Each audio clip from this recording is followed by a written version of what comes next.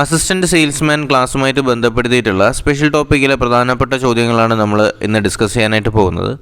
അപ്പോൾ തീർച്ചയായിട്ടും കയ്യിലൊരു പേനയും പേപ്പറും ഒക്കെ ആയിട്ട് ഇരുന്നുകൊണ്ട് തന്നെ പോയിൻറ്റ്സ് നോട്ട് ചെയ്ത് തന്നെ പോവുക. നിങ്ങൾക്ക് പരീക്ഷയ്ക്ക് തീർച്ചയായിട്ടും ഒരു റിവിഷൻ പോലെ യൂസ് ആവുന്ന ക്ലാസ് തന്നെയായിരിക്കും. ഒന്നാമത്തെ ചോദ്യം എന്ന് പറയുന്നത്, പൊതുവിതരണ രംഗത്തെ പരാതി പരിഹാരത്തിനുള്ള ടോൾ ഫ്രീ നമ്പർ എത്രയാണ്? പൊതുവിതരണ രംഗത്തെ പരാതി പരിഹാരത്തിനുള്ള ടോൾ ഫ്രീ നമ്പർ എത്രയെന്നാണ് നമ്മുടെ ഒന്നാമത്തെ ചോദ്യം. ഉത്തരം എന്താണ്? 1967 അല്ലെങ്കിൽ 1967 അല്ലെങ്കിൽ 1967 എന്ന് തന്നെ പഠിച്ചു വയ്ക്കുക, അതായിരിക്കും എളുപ്പം. 1967 എന്ന് പറയുന്നതാണ് പൊതുവിതരണ രംഗത്തെ പരാതി പരിഹാരത്തിനുള്ള ടോൾ ഫ്രീ നമ്പറാണ്. 1967. ഓക്കെ അല്ലേ? അപ്പോൾ പൊതുവിതരണ രംഗത്തെ പരാതി പരിഹാരത്തിനുള്ള ടോൾ ഫ്രീ നമ്പർ എത്രയാണ്? 1967 ആണെന്ന് ഓർത്തിരിക്കുക. രണ്ടാമത്തെ ചോദ്യത്തിലേക്ക് നമുക്ക് കിടക്കാം. പൊതുവിതരണ രംഗത്തെ സംബന്ധിച്ച പരാതികൾ പരിഹരിക്കാനായിട്ടുള്ള നിയമിക്കപ്പെട്ടിട്ടുള്ള പരാതി പരിഹാര ഓഫീസർ ആരെന്നാണ് ചോദ്യം. എന്താണ് ചോദ്യം? പൊതുവിതരണ രംഗത്തെ സംബന്ധിച്ച പരാതികൾ പരിഹരിക്കാനായി നിയമിക്കപ്പെട്ടിട്ടുള്ള പരാതി പരിഹാര ഓഫീസർ ആരെന്ന് ചോദിച്ചാൽ അത് ADM ആണ്. അപ്പോൾ എന്താണ് ADM എന്ന് നമുക്ക് നോക്കാം. അഡീഷണൽ ഡിസ്ട്രിക്ട് മജിസ്ട്രേറ്റ് ആണ് കേട്ടോ. അപ്പോൾ അഡീഷണൽ ഡിസ്ട്രിക്ട് മജിസ്ട്രേറ്റ് ആണ് പൊതുവിതരണ രംഗത്തെ സംബന്ധിച്ചിട്ടുള്ള പരാതികൾ പരിഹരിക്കാനായിട്ട് നിയമിക്കപ്പെട്ടിട്ടുള്ള പരാതി പരിഹാര ഓഫീസറാണ് അഡീഷണൽ ഡിസ്ട്രിക്ട് മജിസ്ട്രേറ്റ് അല്ലെങ്കിൽ നമ്മുടെ ADM എന്ന് പറയുന്നത്. ഓക്കെ അല്ലേ? അപ്പോൾ അടുത്ത മൂന്നാമത്തെ ചോദ്യം എന്ന് പറയുന്നത്, കേരള റേഷനിങ് ഓർഡർ അല്ലെങ്കിൽ KRO നിലവിൽ വന്നത് എന്നാണ്. കേരള റേഷനിങ് ഓർഡർ അല്ലെങ്കിൽ KRO നിലവിൽ വന്നത് 1966 ജൂലൈയിലാണ് കേട്ടോ. അപ്പോൾ കേരള റേഷനിങ് ഓർഡർ വരുന്നത് എപ്പോഴാണ്? 1966 ജൂലൈയിലാണ്. അപ്പോൾ നമ്മൾ ഫസ്റ്റ് പഠിച്ചത് എന്തായിരുന്നു? പൊതുവിതരണ രംഗത്തെ പരാതി പരിഹാരത്തിനുള്ള ടോൾ ഫ്രീ നമ്പർ 1967 ആണ് നമ്മൾ പഠിച്ചത്. അപ്പോൾ നമ്മൾ ഇപ്പോൾ പഠിച്ചത് എന്താണ്? കേരള റേഷനിങ് ഓർഡർ നിലവിൽ വരുന്നത് 1966 ജൂലൈയിലാണ്. അപ്പോൾ അടുത്ത ഒരു വർഷം അല്ലെങ്കിൽ ഒന്ന് കൂട്ടുമ്പോഴത്തേക്ക് നമുക്ക് എത്ര കിട്ടും? ടോൾ ഫ്രീ നമ്പർ നമുക്ക് കിട്ടും 1967. അപ്പോൾ കേരള റേഷനിങ് ഓർഡർ നിലവിൽ വരുന്ന എപ്പോഴാണ്? 1966 ജൂലൈയിലാണെന്ന് ഓർത്തിരിക്കുക.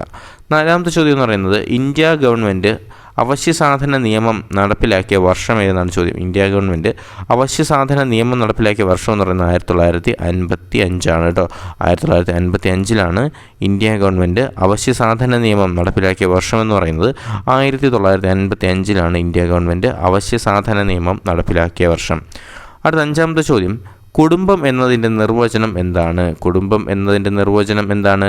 ഒരേ സ്ഥലത്ത് താമസിക്കുകയും ഒരേ സ്ഥലത്ത് പാചകം ചെയ്യുകയും ആഹാരം പങ്കുവയ്ക്കുകയും ചെയ്യുന്ന വ്യക്തികളുടെ ഒരു കൂട്ടായ്മയാണ് കുടുംബം. അപ്പോൾ എന്താണ് കുടുംബം? ഒരേ സ്ഥലത്ത് താമസിക്കുകയും ഒരേ സ്ഥലത്ത് പാചകം ചെയ്യുകയും അല്ലെങ്കിൽ പാകം ചെയ്യുകയും ആഹാരം പങ്കുവയ്ക്കുകയും ചെയ്യുന്ന വ്യക്തികളുടെ ഒരു കൂട്ടായ്മയാണ് കുടുംബം എന്ന് അറിയപ്പെടുന്നത്. ആറാമത്തെ ചോദ്യം, റേഷൻ സാധനങ്ങൾ എന്നതിൻ്റെ നിർവചനം എന്താണ്? എന്താണ് റേഷൻ സാധനങ്ങൾ? അവശ്യ സാധനങ്ങൾ എന്ന് സർക്കാരിന് ബോധ്യമാകുന്നത് എന്തും റേഷൻ സാധനമാണ്. ഓക്കെ അല്ലേ? അപ്പോൾ അവശ്യ സാധനങ്ങളെന്ന് സർക്കാരിന് ബോധ്യം വരുന്ന എന്തും അല്ലെങ്കിൽ അവശ്യ സാധനങ്ങളെന്ന് സർക്കാരിന് തോന്നുന്ന എന്തും എന്താണ്? റേഷൻ സാധനങ്ങൾ തന്നെയാണ്. ഓക്കെ അല്ലേ? ഏഴാമത്തെ ചോദ്യം, കേന്ദ്ര പൂളിലേക്ക് സംഭരിക്കപ്പെടുന്ന ഭക്ഷ്യധാന്യങ്ങളുടെ ഗുണനിലവാരം നിയന്ത്രിക്കാനുള്ള ക്വാളിറ്റി കൺട്രോളിംഗ് സെൽ പ്രവർത്തിക്കുന്ന നഗരം ഏതെന്നാണ് ചോദ്യം. എന്താണ് ചോദ്യം? കേന്ദ്ര പൂളിലേക്ക് സംഭരിക്കപ്പെടുന്ന ഭക്ഷ്യധാന്യങ്ങളുടെ ഗുണനിലവാരം നിയന്ത്രിക്കാനുള്ള ക്വാളിറ്റി കൺട്രോൾ സെല്ല് പ്രവർത്തിക്കുന്ന നഗരം ഏതെന്ന് ചോദിച്ചാൽ അത് ന്യൂഡൽഹിയാണ്. എന്താണ് ചോദ്യം?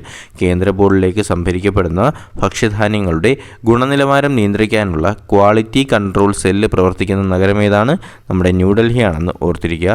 എട്ടാമത്തെ ചോദ്യം, Indian storage management act research institute സ്ഥിതി ചെയ്യുന്നത് എവിടെയെന്നാണ് ചോദ്യം. എന്താണ്? Indian storage management and research institute സ്ഥിതി ചെയ്യുന്നത് എവിടെയെന്ന് ചോദിച്ചാൽ അത് ഹാംപൂറിലാണ്. എന്താണ് ചോദ്യം? Indian storage management and research institute സ്ഥിതി ചെയ്യുന്നത് എവിടെയെന്ന് ചോദിച്ചാൽ അത് ഹാംപൂറിലാണെന്ന് ഓർത്തിരിക്കുക.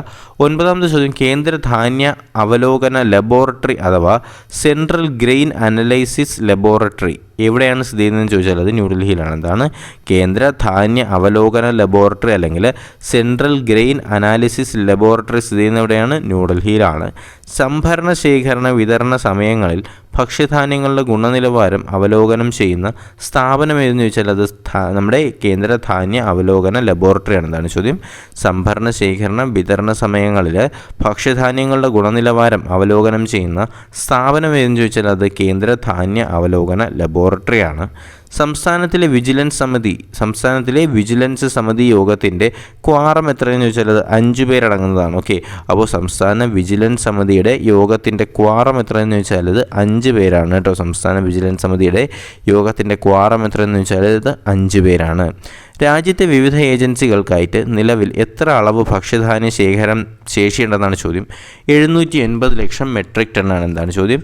രാജ്യത്തെ വിവിധ ഏജൻസികൾക്കായിട്ട് നിലവിൽ എത്ര അളവ് ഭക്ഷ്യധാന്യ ശേഖരം ശേഷിയുണ്ടെന്ന് ചോദിച്ചാൽ അത് 780 ലക്ഷം മെട്രിക് ടണ്ണാണ്. രാജ്യത്തെ വിവിധ ഏജൻസികൾക്കായിട്ട് നിലവിൽ എത്ര അളവ് ഭക്ഷ്യധാന്യ ശേഖരണ ശേഷിയുണ്ട്? 780 ലക്ഷം മെട്രിക് ടണ്ണാണെന്ന് ഓർത്തിരിക്കുക. അടുത്ത ചോദ്യം എന്ന് പറയുന്നത് ഭക്ഷ്യധാന്യ ശേഖരണ ശേഷി വർദ്ധിപ്പിക്കുന്നതിനായിട്ട് ഭക്ഷ്യ പൊതുവിതരണ വകുപ്പ് സ്വകാര്യ എൻ്റർപ്രണേഴ്സ് ഗ്യാരണ്ടി പദ്ധതി നടപ്പിലാക്കാൻ ആരംഭിച്ച വർഷം ഏതാണ് ചോദ്യം. എന്താണ് ചോദ്യം? ഭക്ഷ്യധാന്യ ശേഖരണ ശേഷി വർദ്ധിപ്പിക്കുന്നതിനായിട്ട് നമ്മുടെ ഭക്ഷ്യ പൊതുവിതരണ വകുപ്പ് സ്വകാര്യ എൻ്റർപ്രണേഴ്സ് ഗ്യാരണ്ടി പദ്ധതി നടപ്പിലാക്കാൻ ആരംഭിച്ച വർഷം ഏതെന്ന് ചോദിക്കുകയാണെന്നുള്ളത് 2008 അപ്പോൾ 2008 ഭക്ഷ്യധാന്യ ശേഖരണ ശേഷി വർദ്ധിപ്പിക്കുന്നതിനായിട്ട് ഭക്ഷ്യ പൊതുവിതരണ വകുപ്പ് സ്വകാര്യ എൻ്റർപ്രണേഴ്സ് ഗ്യാരണ്ടി പദ്ധതി നടപ്പിലാക്കാൻ ആരംഭിച്ച വർഷം ഏതാണ്? നമ്മുടെ 2008 ഓർത്തിരിക്കുക.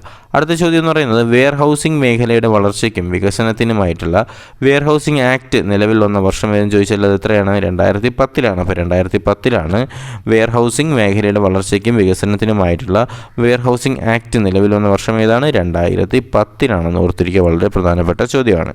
അടുത്ത 15ാമത്തെ ചോദ്യത്തിലേക്ക് കടക്കാം. റേഷൻ കടകളുടെയും ടാർഗറ്റഡ് പബ്ലിക് ഡിസ്ട്രിബ്യൂഷൻ സംവിധാനത്തിൻ്റെയും ക്ഷേമ സ്കീമുകളുടെയും സോഷ്യൽ ഓഡിറ്റിംഗ് എത്ര കാലയളവിനുള്ളിലെങ്കിലും നടത്തിയിരിക്കണമെന്നാണ് ചോദ്യം. എന്താണ് ചോദ്യം? റേഷൻ കടകളുടെയും ടാർഗറ്റഡ് പബ്ലിക് ഡിസ്ട്രിബ്യൂഷൻ സംവിധാനത്തിൻ്റെയും ക്ഷേമ സ്കീമുകളുടെയും സോഷ്യൽ ഓഡിറ്റ് എത്ര കാലയളവിനുള്ളിൽ നടത്തിയിരിക്കണമെന്ന് ചോദിച്ചാൽ എത്രയാണ്? 6 മാസത്തിനുള്ളിൽ നടത്തിയിരിക്കണം. ഓക്കെ അല്ലേ? അപ്പോൾ 6 മാസത്തിനുള്ളിലാണ് റേഷൻ കടകളുടെയും ടാർഗറ്റഡ് പബ്ലിക് ഡിസ്ട്രിബ്യൂഷൻ സംവിധാനത്തിൻ്റെയും ക്ഷേമ സ്കീമുകളുടെയും സോഷ്യൽ ഓഡിറ്റിംഗ് എത്ര കാലയളവിനുള്ളിൽ നടത്തിയിരിക്കണം? 6 മാസത്തിനുള്ളിൽ നടത്തിയിരിക്കണം. അടുത്ത ചോദ്യം എന്ന് പറയുന്നത് സോഷ്യൽ ഓഡിറ്റിനായിട്ടുള്ള നോഡൽ ഓഫീസർമാർ ആരൊക്കെയെന്ന് ചോദിക്കുകയാണെങ്കിൽ അത് അസിസ്റ്റൻറ്റ് താലൂക്ക് സപ്ലൈ ഓഫീസറാണ്. എന്താണ് ചോദ്യം? സോഷ്യൽ ഓഡിറ്റിനായിട്ടുള്ള നോഡൽ ഓഫീസർമാർ ആരെന്ന് ചോദിക്കുകയാണെങ്കിൽ അത് അസിസ്റ്റൻറ്റ് താലൂക്ക് സപ്ലൈ ഓഫീസറാണ്. സോഷ്യൽ ഓഡിറ്റിനായിട്ടുള്ള നോഡൽ ഓഫീസർമാർ ആരെന്ന് ചോദിക്കുകയാണെങ്കിൽ അതാരാണ്? അസിസ്റ്റൻറ്റ് താലൂക്ക് സപ്ലൈ ഓഫീസറാണെന്ന് അറിഞ്ഞിരിക്കുക. വളരെ പ്രധാനപ്പെട്ട ചോദ്യമാണ്. അടുത്ത നമുക്ക് 17ാമത്തെ ചോദ്യത്തിലേക്ക് കടക്കാം. ഭക്ഷ്യഭദ്രതാ നിയമപ്രകാരം ഗുണഭോക്തൃ ശാക്തീകരണത്തിനായിട്ട് പ്രവർത്തിക്കേണ്ട സംവിധാനം ഏതെന്ന് ചോദിക്കുകയാണെങ്കിൽ അത് വിജിലൻസ് സമിതികളാണ്. എന്താണ് ചോദ്യം? നമ്മുടെ ഭക്ഷ്യഭദ്രതാ നിയമപ്രകാരം ഗുണഭോക്തൃ ശാക്തീകരണത്തിനായിട്ട് പ്രവർത്തിക്കേണ്ട സംവിധാനമാണ് വിജിലൻസ് സമിതികൾ. ഭക്ഷ്യഭദ്രതാ നിയമപ്രകാരം ഗുണഭോക്തൃ ശാക്തീകരണത്തിനായിട്ട് പ്രവർത്തിക്കേണ്ട സംവിധാനം എന്താണ്? വിജിലൻസ് സമിതികളാണെന്ന് അറിഞ്ഞിരിക്കുക.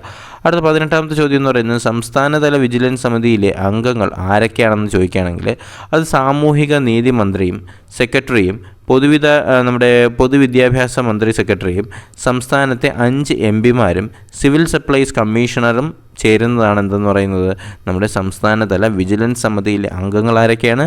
സാമൂഹിക നീതി മന്ത്രിയും സെക്രട്ടറിയും പൊതുവിദ്യാഭ്യാസ മന്ത്രിയും സെക്രട്ടറിയും സംസ്ഥാനത്തെ 5 എംപിമാർ സിവിൽ സപ്ലൈസ് കമ്മീഷണറും തുടങ്ങിയതാണ് നമ്മുടെ സംസ്ഥാനതല നമ്മുടെ വിജിലൻസ് സമിതിയുടെ അംഗങ്ങളെന്ന് പറയുന്നത്. കൂടി പറയാം, സംസ്ഥാനതല വിജിലൻസ് സമിതിയിലെ അംഗങ്ങൾ ആരൊക്കെയാണ്? സാമൂഹിക നീതി മന്ത്രിയും സെക്രട്ടറിയും പൊതുവിദ്യാഭ്യാസ മന്ത്രിയും സെക്രട്ടറിയും സംസ്ഥാനത്തെ 5 എംപിമാർ സിവിൽ സപ്ലൈസ് കമ്മീഷണർ എന്നിവർ ചേരുന്നതാണ് നമ്മുടെ സംസ്ഥാനതല വിജിലൻസ് സമിതിയിലെ അംഗങ്ങളെന്ന് പറയുന്നത്. ഓക്കെ അല്ലേ? അപ്പോൾ നമ്മളിന്ന് ഡിസ്കസ് ചെയ്തത് ഏറ്റവും പ്രധാനപ്പെട്ട 18 ചോദ്യങ്ങളാണ്. അപ്പോൾ തീർച്ചയായിട്ടും നിങ്ങൾക്ക് ഈ ഒരു വീഡിയോ ഉപയോഗപ്പെടും, പരീക്ഷയ്ക്ക് എന്തായാലും യൂസ് ആവും. അപ്പോൾ ഈ ഒരു വീഡിയോ എന്ത് ചെയ്യാൻ പറ്റുമെങ്കിൽ നിങ്ങൾ ഒന്നും കൂടി ഒന്ന് കണ്ടു നോക്കുക. അപ്പോൾ നിങ്ങൾക്ക് എന്തായാലും ഈ ചോദ്യങ്ങളൊക്കെ ഒന്ന് മനസ്സിൽ പതിയും. അപ്പോൾ നമുക്ക് പുതിയൊരു ക്ലാസ്സും വീഡിയോയൊക്കെ ആയിട്ടും ഉടനെ തന്നെ കാണാം. അതിന് മുന്നേ നമ്മൾ ഇന്നലെയും മെനഞ്ഞാന്നും അതിന് മുന്നേ ഒരു സപ്ലൈകോയുടെയൊക്കെ ഒരു സ്പെഷ്യൽ ക്ലാസ് നിങ്ങൾക്ക് വേണ്ടി എടുത്തിട്ടുണ്ടായിരുന്നു. അത് കാണാത്ത ആരെങ്കിലും ഉണ്ടെങ്കിൽ തീർച്ചയായിട്ടും കാണുക, ഞാൻ എൻ്റെ സ്ക്രീനായിട്ട് കൊടുത്തേക്കാം. അപ്പോൾ നമുക്ക് പുതിയൊരു ക്ലാസ്സും നോട്ടിഫിക്കേഷനൊക്കെ ആയിട്ട് ഉടനെ തന്നെ കാണാം. അതുവരേക്കും എല്ലാവർക്കും ഗുഡ് ബൈ.